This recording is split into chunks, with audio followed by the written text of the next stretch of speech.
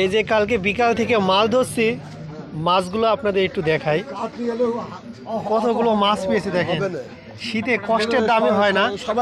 এই দেখেন, দেখা যাচ্ছে, দেখেন বিশাল বড় বড় শৈল মাছ, আরো সেই তেলাপিয়া আছে, এইদিকে মাছ আছে। এখান থেকে এখানে সবাই কিন্তু এই মাছের অবস্থায় আছে, কিন্তু এই যে হাসিটুকু দেখেন মুরব্বীর। আমার হাতে আসলে সবাই মিলে যখন একসাথে মাছ ধরি আসলে মজাই আলাদা থাকে। দেখেন সবাই দাঁড়িয়ে আছে মাছ নেওয়ার জন্য, যতটুকু হয়েছে ততটুকুই আলহামদুলিল্লাহ। আসলে